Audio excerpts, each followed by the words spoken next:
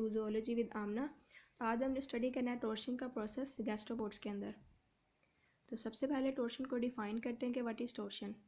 तो टॉर्शन हम बोलते हैं ट्विस्टिंग को, कि काउंटर क्लॉकवाइज ट्विस्टिंग है यानी एंटी क्लॉकवाइज ट्विस्टिंग है। और ट्विस्टिंग किस डिग्री की होगी? 180 डिग्रीज़ की रोटेशन है।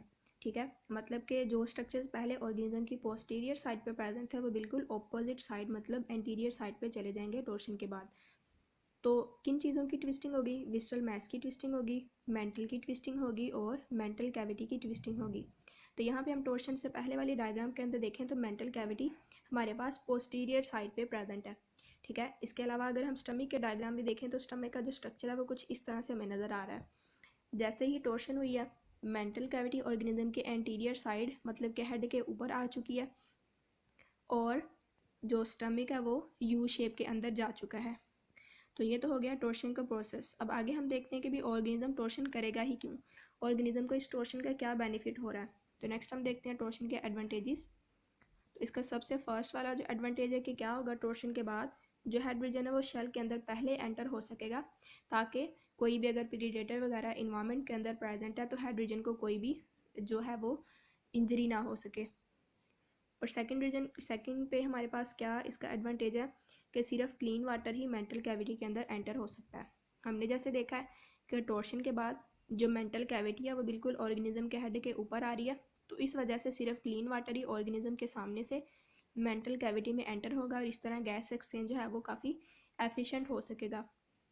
अगर हम टॉर्शन से पहले की बात करें तो हमें पता है मेंटल कैविटी जो है वो पोस्टीरियर साइड पे प्रेजेंट थी। तो इस साइड पे प्रेजेंट होने की वजह से क्या होगा कि जो जब इस ऑर्गेनिज्म ने क्रॉल करना है सबस्ट्रेट के ऊपर, जो डर्टी वाटर जो ट्रबिड वाटर है वो इस मेंटल के अंदर एंटर होगा, जो आगे काफ़ी ज़्यादा इस ऑर्गेनिज्म के लिए प्रॉब्लम क्रिएट कर सकती हैं। तो इस वजह से टॉर्शन का ये बेनिफिट है कि सिर्फ क्लीन वाटर ही मेंटल कैविटी के अंदर एंटर हो सकता है।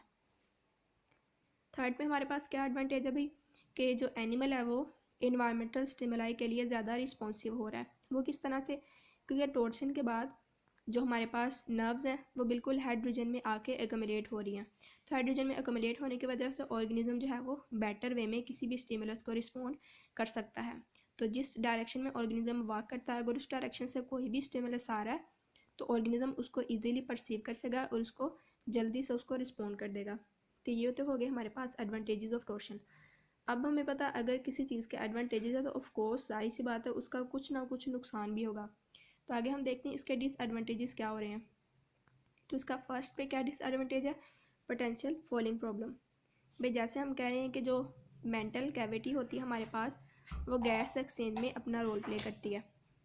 ठीक है, तो गैस एक्सचेंज में तो हमने देख लिया कि क्लीन वाटर एंटर होगा, ये तो हो गया इसके लिए एडवांटेजेस। लेकिन अब हमें पता सारे का सारा अनडाइजेस्टेड वेस्ट मैटर भी यहीं से ही ऑर्गेनिज्म के बॉडी को लीव करेगा। तो इस अनडाइजेस्टेड वेस्ट मैटर ने जब लीव करना है बॉडी को तो क्या होगा, ये डायरेक्टली हेड रीजन के ऊपर फॉल करेगा। तो ये होगा इसका डिसएडवांटेजेस। ठीक है, मतलब कि पोटेंशियल फॉलिंग प्रॉब्लम हो रहे हैं ऑर्गेनिज्म के लिए। अब सेकंड पेपर क्या कह रहे हैं कि भाई डिसएडवांटेज तो हो गया ये टॉर्शन का, लेकिन इस डिसएडवांटेज को ओवरकम करने के लिए इस ऑर्गेनिज्म ने भी अपने आप को अडॉप्ट किया हुआ है। वो किस तरह से अडॉप्ट करेगा कि सबसे पहले ऑर्गेनिज्म जो है वो टॉर्शन करेगा। जब टॉर्शन कर लेगा तो टॉर्शन करने के बाद डी टॉर्शन भी करेगा।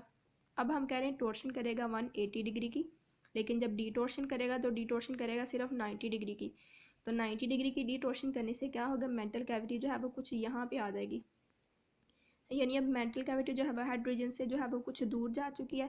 तो इस वजह से जो है वो फॉलिंग प्रॉब्लम्स नहीं हो गए। सारी की सारी जो अनडाइजेस्टेड वेस्ट मटेरियल है वो हेड रीजन के डायरेक्टली ऊपर फॉल नहीं करेगा, बल्कि हेड रीजन से थोड़ा सा पीछे आके गिरेगा और इस तरह ऑर्गेनिज्म की बॉडी को लीव कर देगा।